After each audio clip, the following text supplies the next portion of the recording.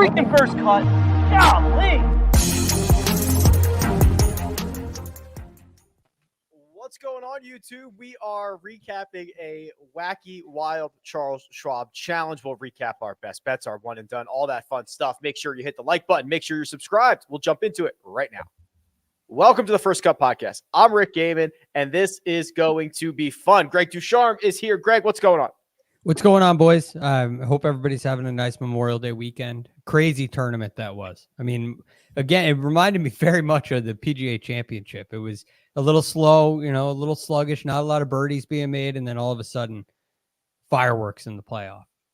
I'm not even sure where to start here. Kyle Porter, KP, if I told you there were 5 guys tied for the lead playing the 10th hole or later in the round, and none of them were going to win the golf tournament, that would have probably been a pretty shocking thing to hear.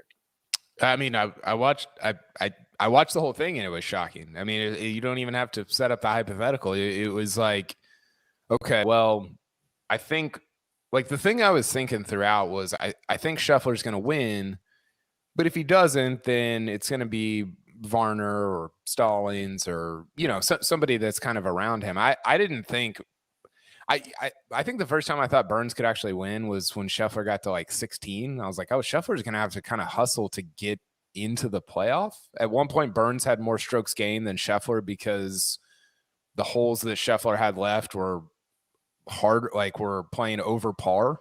So he had to like play better than the field to get into the playoff. It was kind of unbelievable. And I think there are a lot of implications, which I'm sure we'll talk about, for both Burns and Scheffler going forward for this season and for the next. They're just interesting guys to think about and talk about as it relates to kind of young American golf for the next several years. We are Sam Burns, our champion of the Charles Schwab Challenge, his 3rd victory now of the season, gents, but it doesn't really do it credit. Let's try to play this out a little bit here. Sam Burns posts 9 under, Greg, at 347 Central. So it is now like 619 Central. So you're talking about what, an hour and a half between the time he taps in on 18 until he has to even go to a playoff with Scottie Scheffler. And I was looking at the leaderboard thinking, oh man, I hope he hasn't left. I hope he hasn't left the premises, because with 5 guys already ahead of you, that could have been one of those turn the jet around situations. Yeah, absolutely. But at the same time, you could see the golf course starting to get really firm. You knew the wind was picking up. And I mean, you sent out a nice tweet on it, Rick, how difficult the remaining holes were and how they were all playing over par. So I thought he had a chance a little earlier. When he hit his putt on 18, I thought if he got to 10, he would have a real chance at a playoff. And when he missed, I kind of thought the chance subsided, and then it just started looking better and better and better. So it was very surprising, but in a way you could see it coming. And I was thinking back to our conversation we had last year about posting, how it just doesn't happen very often. And now we have 2 weeks in a row with now it happens all the time. 7-stroke comeback. Yeah, it's a regular occurrence now. But it seems to happen more when golf courses get more difficult. And the last par 5 on the golf course is number 11. So you don't really have that easy birdie coming in. And I think that really contributed as well. Well, real quick, 2 things. One, it literally happens like once every. I mean, Justin Ray tweeted the stat. It hadn't, back-to-back guys coming from 7 down to win hasn't happened in 10 years, Rick. Is that right? 20. Yeah, and one of them was the act of God at Torrey Pines that allowed Snedeker to come back and win. Right, and then the following one was the next week at Phoenix. That was the Kyle Stanley week. Yes. Yeah. But then the other thing, and this is what I'm not totally sure on. It felt like, I don't want to take anything away from Burns. He was really good. He shot 65 on Sunday, but it felt like he kind of squeezed in before the wind started really whipping. And I mean, you can't blame the wind for Harold Varner shooting 45 on the back. Like, you can't shoot 45, right? But there was a little bit of like, he finished so far ahead that it was a little bit of a freak. It seemed like a little bit of a freak conditions thing. Now, I wasn't out there. I don't know like what that was like compared to when Burns was playing or whatever, but it did seem like that contributed at least a little bit. I mean, guys were missing putts by like 2 feet, and some of that's nerves, but some of it's got to be like factoring in the wind and gusting and all that stuff. So I don't know. I think that's worth mentioning as it relates to the way that Sam Burns won. Yeah, it was a Sunday 65. That's 5 under to get into the playoff. And he did exactly what he did at Valspar, right, Greg? He hooped one from like 35 feet just off the green in the first playoff hole. That was to beat Davis Riley, this time to beat Scottie Scheffler. Yes, he definitely has a clutch gene in him. And what's really cool about Sam Burns, and it's kind of unique, he's now got 3 wins for the year, but you can see it in what he does statistically. And some of these stats will change overnight when this week is factored in. But he's a great putter and has been through his whole career. He's 25th this year in strokes gained putting. He hits it a long way. And at the same, and he's become a really, really solid iron player. So this week, the key was putting for him.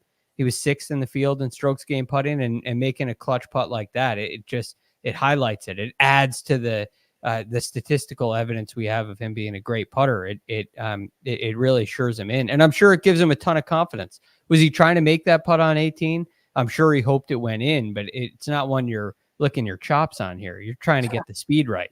That's when you're trying to get the speed right in and make sure that, you give it you have an easy par there. And it looked like we were going to have another playoff hole for sure. But there we go. Here we go again. The thing that I love about Burns, and I like this actually about Scheffler too, is kind of coincidental that they're in the playoff together, is he seems like somebody who just loves to compete. And I think some people listening or watching might think like, well, yeah, of course he's a professional athlete, but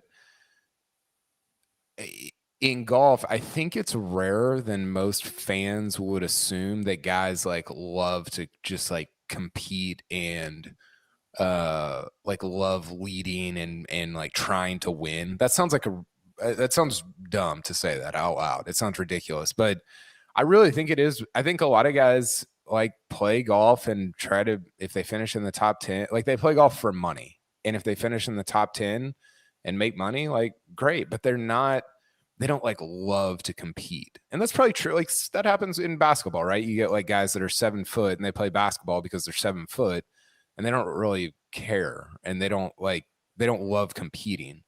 And Burns and Scheffler both love competing. Like they love it. They want to just destroy you. And that's fun. And we see that with JT all the time. Like the Spieth is like that.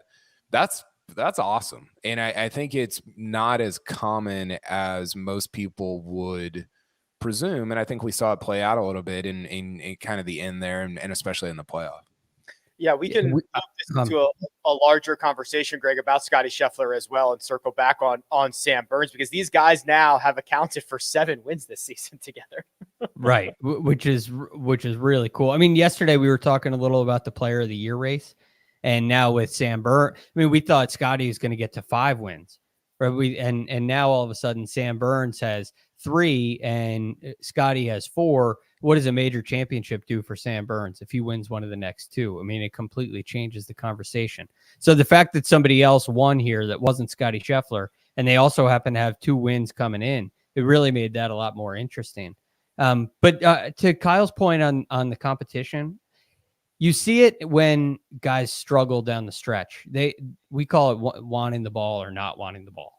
And both Scottie and Sam, they want that moment. They want the opportunity where all the pressure in the world is on them. And it's very different than competing in a match play situation or competing in a 4-ball at your home club for 1 round, right? This is when all the chips are on the table. And both of these guys, they perform well. They don't seem to hide from that moment or run from that moment. If it was a team sport, they would be, the point guard who wants the ball. They wouldn't be the guy who wants to set the screen. And there are professional athletes, to your point, Kyle, who would rather set the screen or would rather be a decoy. They don't want to take the shot. I mean, that was debated about LeBron James it probably still is for most of his career. Does he want to take the last shot or not?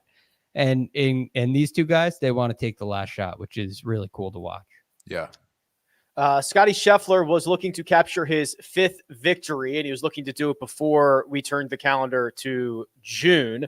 He does not make a birdie in his final round. He shoots a 2 over 72 KP that had 2 bogeys and 16 pars, including a couple of savvy pars coming down the stretch to even get himself into the playoff. But you're right. It was kind of just survival towards the end there and see what you can make out of this. Well, I don't know what his he finished the day. Maybe you can help me with this. He finished the day 59th in strokes gained putting, and he needed 2 putts at the end that were even 3 over the last, what was that, 4 or 5 holes that were kind of like so let's see here. On 17 he had 8.5 feet. On 18 he had 6 feet. Yeah. And he kind of saved his strokes gained putting round at the end with a couple of putts. He couldn't make anything. I mean, he had some just truly bad putts on Sunday, and it didn't, it was weird because Sunday felt a little bit like Saturday kind of started that way also, or it was just flat. He doesn't birdie the first, and then he kind of got going on the second 9 where he makes 3 birdies on the second 9 on Saturday. That just didn't happen on Sunday. And I think, again, a lot of that is conditions, is weather. But I think if you told Scottie Scheffler on Saturday night, hey, you have to make 1 birdie. If you make 1 birdie on Sunday, you win. He'd be like, well, I'm going to win. Right? Like there's not a scenario in which he would have said, well, that could be tough. Like he would have guaranteed you. I mean, somebody had, it might have been Justin Ray. He hadn't had a round without a birdie since like the 2019 US Open. Wow. That's like, well, you also, I mean, you think about it, you have the opening hole, which, he played 1 under for the week. It played to a stroke average today of 4.5. Yeah. Right. I mean, that's yeah, you should make birdie there. He plays that whole 1 under. And you start picking away at it. And I mean, that's the first place that I would look. But I mean, bigger picture, his last 9 starts, he has 4 runner-ups and a second. So I mean this with great admiration, and this is a compliment, Greg. That's the worst I've ever seen Scottie Scheffler play. And he almost won the thing. He almost won. He was in a playoff. I know, but this is the worst I've seen him play. Like he. I mean, you might maybe last week at the PGA you weren't watching as closely as I was, but last week was definitely worse than this Sunday. A lot of lackluster pitches and chips. He didn't putt particularly. He did make a couple to get himself into a playoff, but that is a testament to how good he is. Yeah. That he's able to keep himself in it and give himself a chance because he didn't have the good stuff. No, not at all. And again, Kyle made the point about what he did coming down the stretch to save not only his strokes gained putting number, but his chance in the tournament. The other one was the 9-footer on 15. Yeah, that's which is right. That's coming off of he had 40. He had a little outside of 40 feet for his first putt. Hits it 9 feet by, and that's where the focus maybe comes into question. The grind of the day, the difficulty of the day starts coming in. It's like what we saw with Tiger in the Masters, where all of a sudden the lag putting just leaves and the putting performance gets so sloppy. But Scottie was able to hang in there and make those putts where you could easily wither away. And he gave himself a chance coming all the way down the stretch. But it was, you think about the second shot into 18 into the bunker. You'd love to see him give himself a putt to win that tournament. Who knows if he's able to hit that on the green. So yeah, there are moments throughout the day where it felt like he just came up a little short, but at the same time, he did fight really hard. Well, and I think this week, bigger picture made me even just sort of, it crystallized for me how good his season has been, right? Because again, it everything just happened in such an acute period of time that it's hard to sometimes process or internalize that. But I think there's been 6 guys since Tom Watson did it in 1980. So since 1981, which is longer than I've been alive, there's been 6 guys that have won 5 or more times in a season. Nick Price did it in 1994. Jason Day and Spieth did it in 2015. Justin Thomas did it in 2017. Vijay Singh did it in 2004, and then Tiger did it 10 times, which is Is that all? hilarious. But Scheffler has a real chance to put his name on that list, and he had a chance this week to become the first guy since Watson in 1980 to do it before June 1st. And people were like, "Well, the PGA Tour schedule is longer," and it is, but he didn't start winning until February 13th, right? Yeah. And so, yeah, here's the tweet that I put out there. So I don't know. He's going to set the all-time money list record for a single year. He's already within, I think, $1 million of Jordan Spieth's 2014, 2015.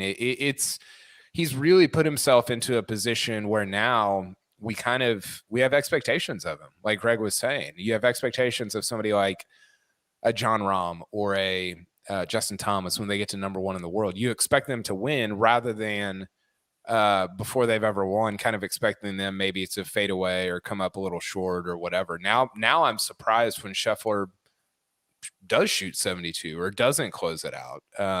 And that's just the reality of professional golf. That's going to happen. But I think it is a testament to what he's done this year that is sort of like the reaction is surprise whenever he doesn't get up and down, doesn't go shoot 70 to win the golf tournament by 2 strokes. February. I'll be very curious to see. Sorry, Rick. But I'll be very curious to see how he hangs on to it. And it seems like it's been a pretty good run holding on to world number one, right? With the Masters victory and now this tournament. But he really hasn't played a lot of significant events since becoming world number one and winning the Masters. And those two things can really change a player's career. And, I heard an interesting quote about this. And a lot of guys have gotten to world number one and they didn't like the view. It's not really for everybody. And when you see Jon Rahm get into that position and start to struggle a little bit, I'm very curious to see how Scottie Scheffler handles it going forward. I mean, obviously, when you reach world number one, you expect that player to continue in that run. You expect them to continue because they got there for a reason. But once you get there, how you handle it is a completely different scenario.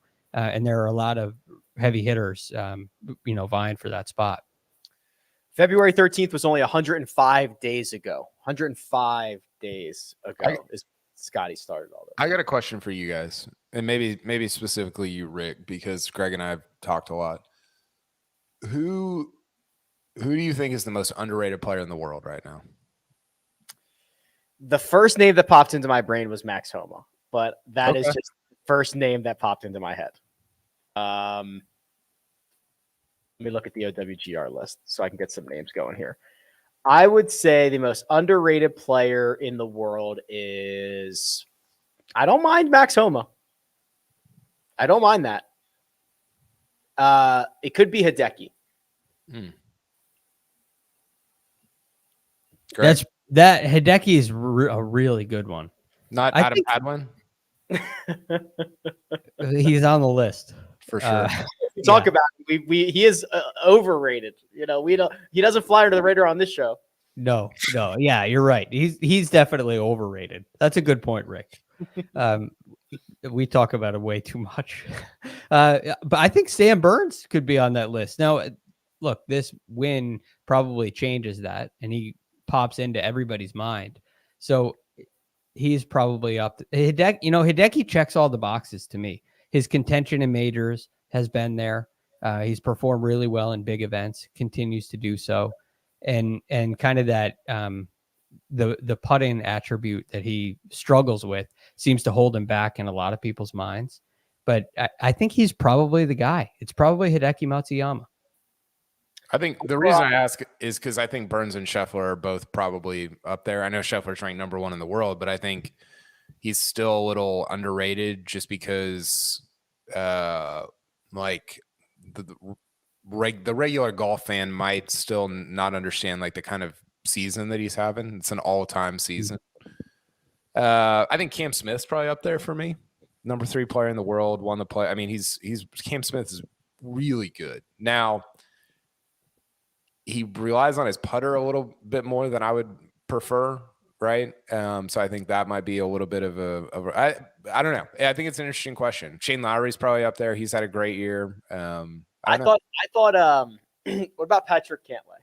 A lot of people don't give him credit for the Memorial win, nor for then in turn basically the FedEx Cup. And because he hasn't had success at majors, like if you just ask people who are the top 5 players in the world or top 10 players in the world, I think Patrick Cantlay would be in a small percentage of those lists, or maybe a smaller percentage of those lists than he should be.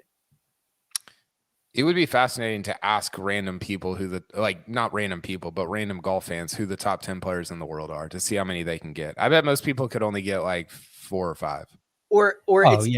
I don't even care if it's correct what their perceived top 10 players in the world are, because that's even more important, because you might not get anybody who says Sam Burns or whatever, right? But like that would be the difference. If somebody thinks that Brooks Koepka, or if 100% of people think Brooks Koepka is a top 10 player in the world when he's not, but 0% think Patrick Cantlay is outside the top 10 when he isn't, like that's the fascinating stuff, what their perception is. Yeah. Dustin Johnson would be in there, right? And he's 13th. He would definitely be on that perception list. Probably Tiger. Yeah. Depending on who you ask, you get a lot of Tigers. For sure. If you just went around you go to the Charles Schwab Challenge and just ask fans who the top 10 players are, that'd be an entertaining bit. I do. It would be awesome. I do think there's a big, for whatever reason, there's a difference to me in like Burns and Homa being underrated, and then somebody like Scheffler being underrated. Because Burns and Homa have the same problem, and there's other guys that are in this category. Maybe somebody like a Matt Fitzpatrick. They haven't been successful at major championships. Now, Burns hasn't had that many opportunities. Homa's had more. Fitzpatrick has had more. But like you have to be able to play major championship golf. And somebody like Scheffler, who obviously missed the cut at the PGA, but he had 7 straight top 20s before that, or 8 straight top 20s with, I think it was 7 straight top 20s, 5 top 10s, and a win. And I just to me, there's a gap there between can you play major championship golf and can you not, versus okay, you won Colonial. It's a great win. It's really good. But if it doesn't translate to major championship golf, then I have a hard time making that leap with you to say you're one of the best players in the world, despite what the OWGR says. And that's the Cantlay thing. That's exactly the Patrick Cantlay thing, right? We love he can go on a run, he can get really hot, he can win and contend, but when he shows up for a major and you're the everyday golf fan and you have your pool set up and you put Cantlay in there and he lets you down, it really hurts the perception. And it does for us too. We're looking for him to take the next step, and he hasn't taken that step yet. Where Scottie Scheffler obviously has taken that step. Cam Smith has taken that step, even though he hasn't won a major yet. Morikawa has taken that step, and there are a lot of guys who haven't. When you lose people their pools, it's bad for the brand, I've heard. Yeah, so very. Get that rectified for old Patty Ice. It's worse than anything else. Sam Burns wins for the 4th time in 28 starts. Friend of the pod, by the way. So hat tip to you, Sam Burns. Also, Scottie Scheffler, Sam Burns now number 1 and number 2 in the FedEx Cup standings. Gents, that's not really the whole story, because there were a lot of other guys in the mix, and we got to kind of talk about it. We're going to do that, but first we're going to take a quick break and hear a word from our partners. And we're back. Scottie Scheffler, Harold Varner III, Davis Riley, Scott Stallings, friend of the pod, and Brendan Todd were all 10 under par with 8 or fewer holes to play. The winning score was 9 under. That got you into a playoff. Let's unfortunately start with Harold Varner III, who, Kyle, stood in 12's fairway with wedge in hand, 125 yards away at 10 under par, tied for the lead. Things did not go well after that moment. He missed the playoff by 9. He went. How does that happen? Well, I'll tell you. He went triple, double, triple from 12, 13, 14. Then he made a birdie. Then he made a birdie. Nice little bounce back. Par 16, double 17, bogeys 18, shoots a 10 over 45 coming in. You got a great tweet. Usually when somebody wearing Air Jordans has a triple double, it's a good thing. This was not a good thing. I have a hard time with Harold Varner. One, I don't love watching the swing, but it obviously works for him. I mean, he's a good, solid player. I saw a stat. I think he was on the broadcast yesterday where he's made the playoffs every year he's been on tour. I think 7 straight years. That's interesting. That's the sign of a just a quality professional golfer, right? Where you're just constantly top 125. But man, I can't get over the fact that we've talked about this a lot with him. He seems to kind of not enjoy being in the lead or being near the lead. You know, I go back to 2019 at Bethpage. He's playing with Brooks and just completely ejects, shoots whatever 80, 81 on Sunday there. I don't want that to be true because I think he's a fairly interesting person to talk to, and he seems like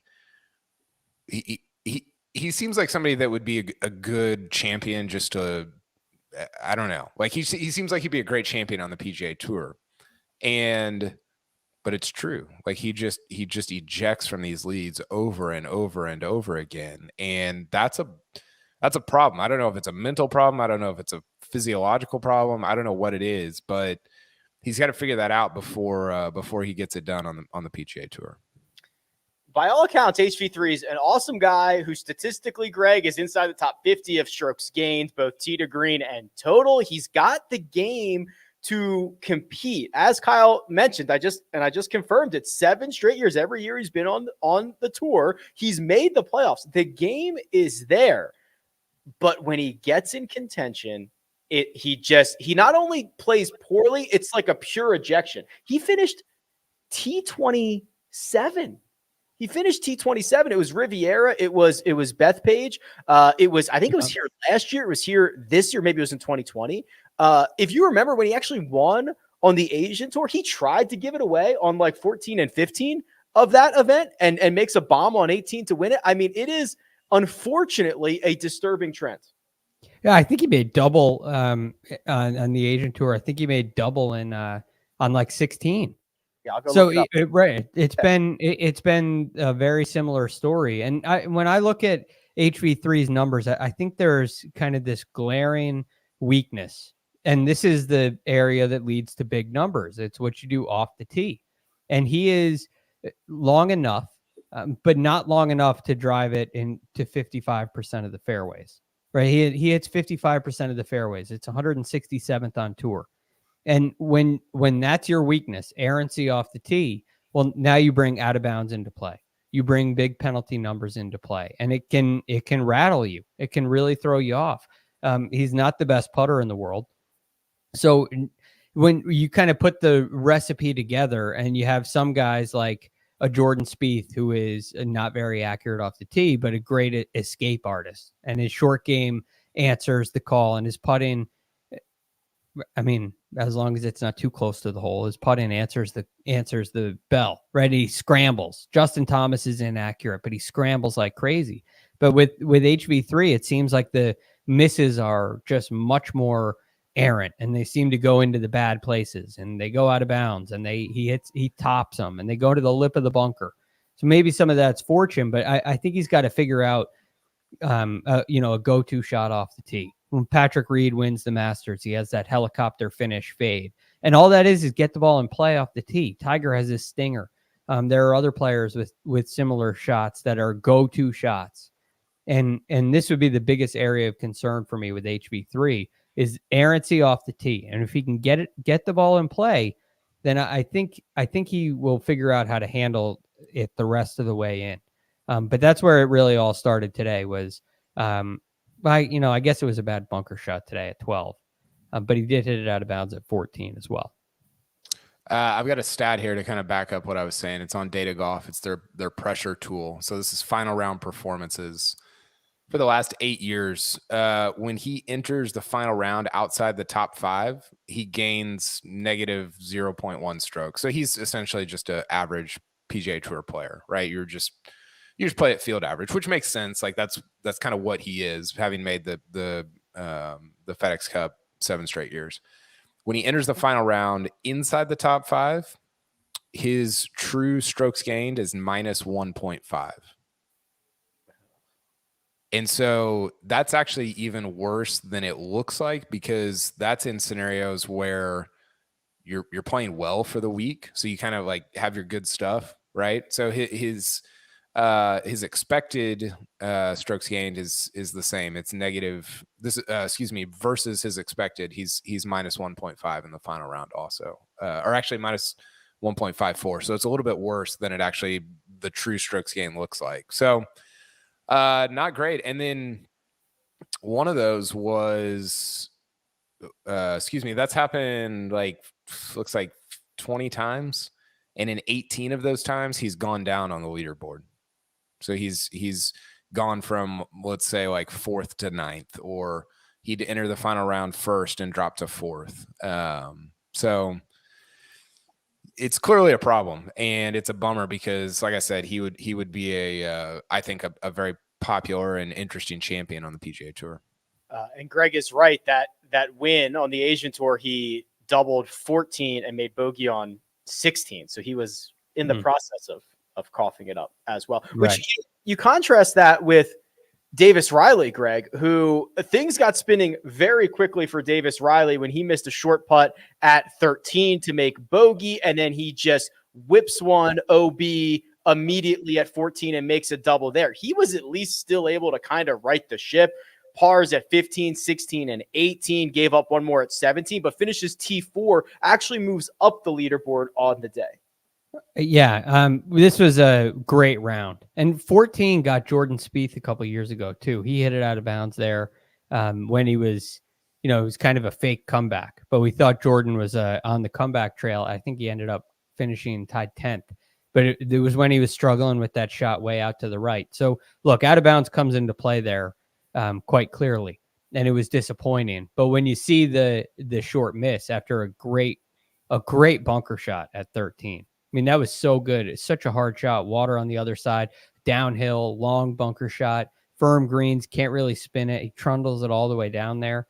And it was, he had the solo lead, right? He was at 11 under. Yeah, he got to 11, yeah. And then it got away from him and he got frustrated. But all in all, it's another great performance for him. So I think you look at just a very singular moment, and I would look to the short putt for Davis Riley before the tee shot out of bounds at 14, and those two were probably connected for sure. What do you think Davis Riley's ceiling is, Greg? We got to see him in contention, in real contention, a little more, because if he can start closing the deal, right, and he can win tournaments, it's really high. I think his game is very strong through the bag.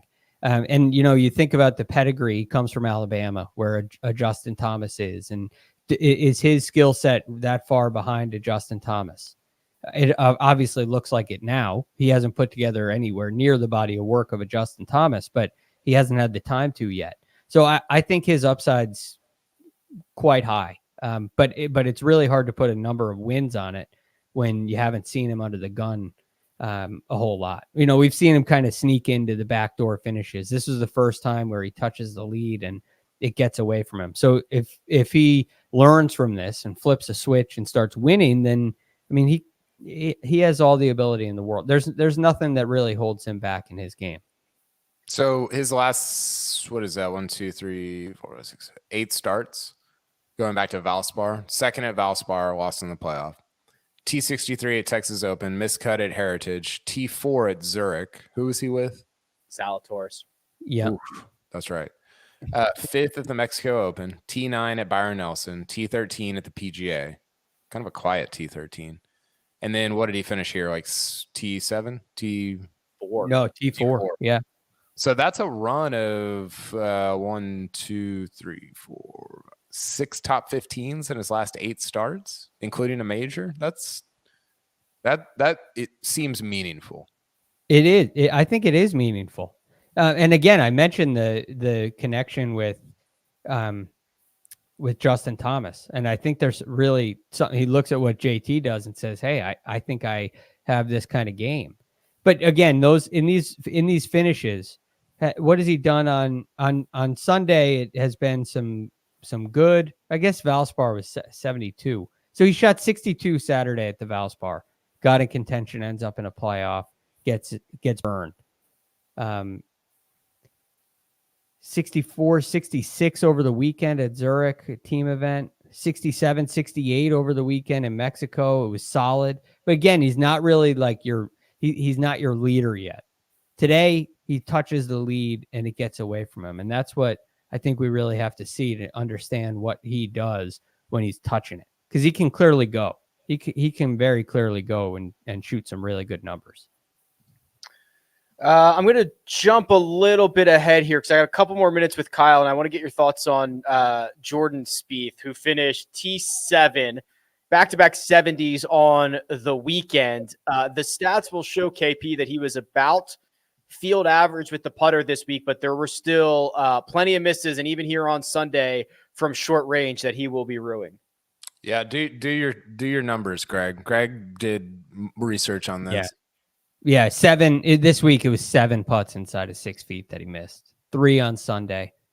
And look, this has been a recurring theme. From 3 feet this year, it's the worst he's ever been in his career. From 4 feet, it's the worst he's ever been in his. I'm sorry, 4 feet, second worst he's ever been in his career. 5 feet, worst he's ever been in his career. 4 to 8 feet, worst he's ever been in his career.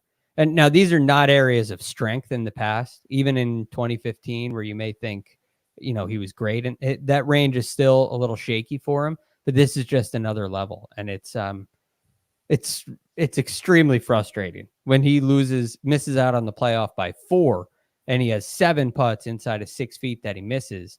You bat 500, and you're right there. And even at the RBC Heritage, you missed 4 putts inside of 6 feet in a win. So it's been a problem in basically every event since Valero, at least since Valero. I mean, he's having a ball striking season that is tantamount to 2015. He's gaining about, what is that? 1.2 strokes ball striking. And 2015 was a little better. It's like 1.3, but it's not that much better, right? And I think that if you look at the course of his career, he's a weird putter where he'll have these seasons where he looks like Ben Crenshaw, and then these seasons where he looks like, Ben Martin. I don't know. Ben Martin's probably a good putter. That's probably not a good comparison. Ben there. Ben Simmons. He looks like Ben Simmons putting. No, too soon. Ben Simmons probably is not a good putter. And so I refuse to believe that he's a negative putter, because he's never been a negative putter over the course of his career. He's had years where he's like right at 0, but he's never been a negative putter. And if that's true, then I keep thinking at some point it's going to bounce back, but it's just, I don't know when that point is. We're kind of running out of tournaments for that to happen. If it does, I mean, he's finished second in driving this week. He's become an unbelievable driver of the golf ball. And he's hitting it really well. And he just, I don't know. Part of it is you're giving strokes away, obviously, but I think some of it is just mentally, it just wears you out. Like you're hitting it great and you're working so hard to make par or birdie or whatever, and then you just kick away a 4.5 footer, and it's exhausting. I mean, he's an exhausting golfer in general, but that's an even more exhausting way to play than normal. So I don't know. It's a bummer. But I am encouraged that he's hitting it great. And I'm excited about his summer. I'm still excited about the Open Championship. See what he does on those greens. So yeah, and excited about next week at Memorial. See if he can just have one great putting week and see what happens. So I got one other thing on his putting here. I think that how you said he's he's a weird putter. He has these some years where it's great, and I think when you look a little deeper, so much of what he gains or loses comes down to what he does from 20 to 25 feet, 15 to 25 feet. And that's a really hard area to stay consistently hot, right? To have them go in like they did in 2015 forever just doesn't happen very often. So if you look at some of his best years, strokes gain wise, 2019, he was second. Well, he's 78th from 4 to 8 feet. So there's a lot of that. A lot of those gains are coming from longer range. So is that a speed issue, Greg? No, 4 to 8 feet is a line. No, I'm talking 20 to 25 foot range. Like, do you think for him it's a just can't figure out the speed of the greens issue? Well, it does seem like that this year, right? It seems like he's had kind of some frustration. Like they're not scaring the hole quite as much, which is speed. Yeah, but when you get into the shorter range, it's a line issue. So does he have control over his putter face to the same degree? I don't know. I see a lot of his golf ball bouncing early, bouncing a lot more in those 20 to 25 foot range. Like you said, Spieth early walking a miss is better than not walking in a make. And that early walk, he knows he hit a bad putt. He's hitting a lot more bad putts this year, bad strokes. But I think it's going to be hard for him to be a consistently good putter when he leans so much on the longer range. So you look at his best years on tour. In 19, he's second on tour, 78th from 4 to 8 feet. In 15, he was 9th in strokes gained putting. He's 114th from 4 to 8 feet. Yeah. The guy that's the best maybe ever from 20 to 25 feet is 9th on tour in putting because he struggles in the short range. And that's how you end up looking at the hole. So this is something I think is going to be hard for him to clean up because it's been a struggle through his career. But if he does clean it up, you could see a guy that's really hard to beat. And you would think putting from inside of 6 feet is something that anybody could clean up. Ben Simmons could clean it up, you'd think. That's maybe not. I think part of the thing for me is, has he become so mechanical in golf in general that it's taken away some of his like feel from 20 to 25 feet, right? We see it in the swing. It's so mechanical. Like he's trying to hit 10 different spots on the way back and on the way forward. And you just wonder if he's such a feel type player just across the board that you wonder if some of that has just dissipated as he's gotten older and tried to figure things out and everything. That's a theory. I have no idea. I don't know if that's true, but that's one thing that's kind of popped into my mind a little bit about it. Do you find it strange? Because this is the conundrum. I mean, he's one of the best bunker players I've ever seen. And when he gets in the bunker, he's doing the same routine that he does in the full swing, but then he knocks it stiff. So is the feel still there around the green? Maybe it's a sign that could go away too. I think it's an interesting point, Kyle, but the bunker play stands out to me because it's so good, but he has that same pre-shot routine that appears mechanical. He dropped it this week though. Oh, he pulled it out a couple times on Sunday, but for the most part, he didn't do it. Yeah, a lot less, and even last week, like it was a lot quicker. The routine was a lot quicker. Hallelujah. KP, I have promised to get you out of here, and I will do just that, my friend. Thank you so much for jumping on. Kyle Porter can be found at Kyle Porter CBS. Thanks, dude. Thanks, guys. Don't show my one and done or my best bet this week. Just erase them. Flee now before we have to show it. See ya. All right, Greg, let's cover one more here because I think there's something interesting going on. So I love these little, we track these guys from week to week and we try to see everything and figure out what the hell is going on. Patrick Reed. Let's talk about Patrick Reed. Because he finished T7 this week. I declared him washed. I think I would like to retract that statement because he gained across the board this week. He's potentially going with a different manufacturer with the driver. He drove it fairly long as well. Like when you start going back and looking at driving distances for the last couple of months, Reed lost it all. This week he was right between Pat Perez and Matthias Schwab. That's not very long, but it's like longer than he has been. I'm growing in optimism over P. Reed. I am as well, big time. I mean, I after the first 2 rounds declared him back, and I really think the reason for that is I liked him coming into the week. I thought the price on the DFS board was a really good value at 7,400, and there are signs of his swing coming back into form. So when you look at that distance loss, that's a sign of, I mean, maybe it's the manufacturer, very well could be, but to me, when you compare it with everything else going on with his game, it's a sign that he lost his swing. I mean, he lost strokes. You have this great strokes gain ball striking stat, right? And the unofficial combination of off the tee and approach the green. He lost strokes ball striking in every event from the Olympics last year all the way until the players. No, the match play. And so if you take the match play out and go individual events, stroke play events to Mexico, right? He gained strokes ball striking for the first time in a stroke play event since July of last year at the Wells Fargo. That's a sign of a guy who's struggling with his swing. Distance loss you'll struggle with your swing when you don't trust where it's going. Your speed will go down. I'd bet you his club head speed went down too, not just his distance and ball speed. So, but all of a sudden you started to see around the match play. So after the match play, he gained in 3 straight events off the tee. He lost strokes at the PGA, gained strokes again this week. So we're on a nice run off the tee of at least improvement. And then at the PGA Championship, he gains 5 strokes approaching the green. So I'm looking at that saying, all right, he's finding something with his swing.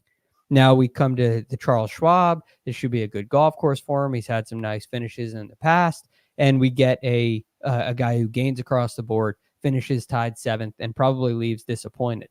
But I thought it was a great play this week to be early on Patrick Reed. I thought it was well worth the chance, and it seems to have paid off. But the signs that I'm seeing are a guy that has gotten comfortable with his golf swing. He's making some changes with it for sure, and it was really not going well. He was really struggling, and it seems like he's starting to get the hang of it. He gets into the category with Ricky Fowler and Webb Simpson, like guys that I will be laser focused on the next couple of weeks because there's just things brewing. I don't know what direction they're going in, but I need to keep an eye on them. That's like my pool of guys to watch for the next couple of weeks. Yeah, I would say of those 3, Reed is the most clear, the guy with the most clear evidence of success and probably the best chance to contend in a US Open or a big event like that. I think Webb, who's a US Open champion, he seems to be a little more dependent on the golf course.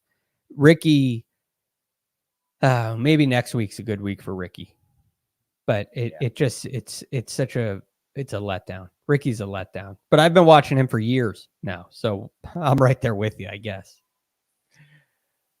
Let's do our best bets in our one and done update. We will do that, but first we're going to take a quick break and hear a word from our partners. And we're back. Best bets. Ooh, not great. Coach was our winner. Victor Hovland over Will Zalatoris. That was over Friday. Yeah. I went with Gooch over Finau. Both of them played all right. Finau separated himself on the weekend. In fact, Finau had a great Sunday, which is kind of another something to keep an eye on there, Greg. Yeah. Finau played great this Sunday. I think he fits in that category with Reed, Simpson, and Fowler. I'd definitely put Tony Finau in there. But I just feel like I always get Tony wrong, and I've been hurt before. But we'll see. I think there's really something trending with him. If I go and take all the personal heartache I felt from backing Tony Finau out of it, there is absolutely a trend going there, and you'll start to see these finishing positions get back to what we expect. KP had Colin Morikawa over Scottie Scheffler. That was never good. Scheffler obviously. Tough. Yeah, you hate to see that. That's tough. You hate to see. That's the opposite of when you pick the guy who wins in a matchup. Or I think I had that a couple weeks ago when Max Homa won. It was like Max Homa over Adam Hadwin. It's like, oh, Max Homa won the whole thing. So right. You didn't even that's tough. One and done. Also tough. A little bit of movement. Also tough. Sia Nejad gains 98,700. Sia Nejad, by the way, on the Thursday show, as we were doing the live odds portion, made us scroll all the way down to Sam Burns at 80-1 and was like, I don't know, man, Sam Burns 80-1. I think we should bet it right now, yada, yada, yada. And the screenshots of tickets that I've already seen on Twitter indicate that many people took him up on that. Yeah, it's awesome. I mean, it's just, I saw a little Twitter. I got involved in a little Twitter thread about it too. It's just it was a phenomenal call. And it played out, and there's good reason for it. Right? It's backed up. He's just wishing he played him at 1 and done. Yes, he did not. He played Victor. Probably doesn't have him. Yeah, probably not at this point. 98,700 from Victor. KP went with Jason Kokrak. Did not defend his title. 17,724. Greg, you had Taylor Gooch. 56,332. I mean, this was a fine week. Right after the start of this, he bogeyed his first 3 holes. He started the week bogey, and he was 4-0 through like 6 holes or something like that. Yeah, and he fought hard. So I'm happy to get anything out of it. I'm a little disappointed if he got off to a better start. I mean, 3 or 4 strokes goes a long way in this thing. We finished at even or somewhere right around par. And so it could have been a big difference, but it's better than a 0, which it very nearly was. The other notable development about this is that the fans had Taylor Gooch's bud, Max Homa. They got 77,000, which is $21,000 more than Gooch, which means if I'm doing my math correctly, they passed you, Greg. Yeah, they did. I'm just ice cold right now. I'm not surprised when anybody passes me, but I gotta get it together. That's all I gotta say. I have to get it together. I feel like I'm all around it. Everyone I like is, they're half in, half out. Some of them are great. Some of them really struggle. And in 1 and done, I keep making the wrong choice. So my luck will turn eventually. It just feels like it's going to happen too late. Do you know why you're ice cold right now? Why am I ice cold? Because you are the ice-a-fire. Yeah, I need more of the fire, less of the ice. That's right. A little confused. The 1 and done selections are a little confused right now. Oh boy, I had Will Zalatoris. He got me exactly $0. Oh. Not good, man. That was kind of the most disappointing thing for me. Harold Varner III was the most disappointing thing for me this week. But this pre-weekend, it was not good. He was horrible on approach. It was ugly, man. Ugly. And next week's probably a great week, probably a great spot for him. Probably wins next week. Right? It just kills you. Kills you. You hate to see it. I feel for you. The coach went with Taylor Gooch as well, 56,332. And producer, Jacob. Are you coming in, Jacob? Let me do my math here. Yeah. With $246,540, the winner of the week. And you passed Coach, or you were already ahead of him by 2,000? Yeah, I was already ahead of Coach. Yeah. So we're super happy to get a little bit further ahead. What a pick. You won the week. Congrats. I mean, the putter, feel like it let me down again. Let me down with Cameron Smith last week. Hurt me again this week. I mean, I'm just making the right decisions. Sometimes it just doesn't fall your way. I mean, that's golf. That's the game. That's the beauty of this sport. Jacob's playing well. He's trended in the right direction. The form is great. The ball striking is off the chart. We're team no putt right now and 1 and done. So I mean, eventually that converts. Jacob's hitting everything to 12 feet, and he's giving himself a lot of looks, but he's just got to start making some more putts. Yeah, he's got a little Tony Finau in him. It's been a little better. The finishes have been better than Tony, but I see a parallel there. Hey, I'm gonna slide in the Deans with Scott Fawcett and Lou Stagner, and we're gonna get some things worked out. We're gonna apply some get this all figured out. Yeah. Luckily for all of us, Marky Mark at the top took a big old 0 from Abraham Answer. Now he still is $3.4 million clear, but we need some more zeros in the Mark column. Yes, and that was a good pick too. I really liked Abraham coming into the week. So I totally understand where he was coming from there. It's just, it's exactly what we need. I just wish one of us or, all of us took a little bit better advantage of it. Well, I will tell you, Greg, a little spoiler alert. Next week's Memorial, I have to choose my words very carefully so that I'm factual here, is the largest non-major regular season purse remaining. Wow. 12 mil. 12 mil. Okay. But we do have 2 majors left. Yep. We do have FedEx Cup playoffs left. Correct. There could be some movement. I mean, last week really hurt us. It really hurt everybody except Mark, obviously. But this could be a big move. 12's that's a big number.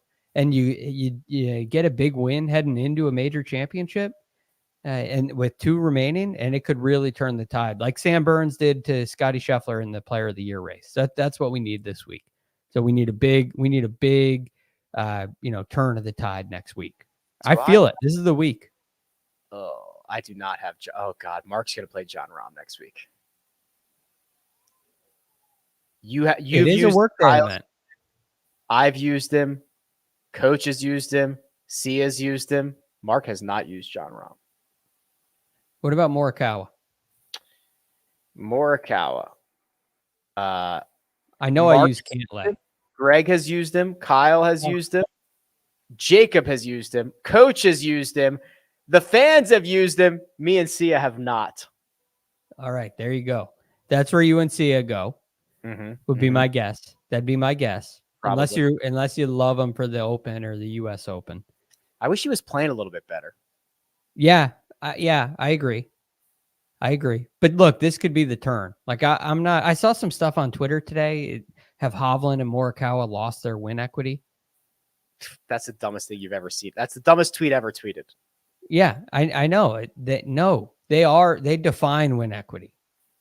They've right? won 15% of the tournaments they've played in their careers. Yeah, this is what you get with guys that play. This is what you get with Team No Putt, right? And not that Hovland's in there, but just speaking in general terms, this is what you get when guys have a weakness. They need that area to get hot, and it does, and it will again. Morikawa won 13 starts ago, and then he won 19 starts ago, and then he won like 27 starts ago. Yeah, he is not. He is fine. Be patient. Play him next week if you have him. All right, Greg. Well, we will be back next week. DFS preview Monday, mega preview pod Tuesday, round by round recaps along the way for the Memorial presented by Nationwide. Is that right? No, Workday. Presented by Workday. This one's for you, Workday. Remember when Phil did that? Yes.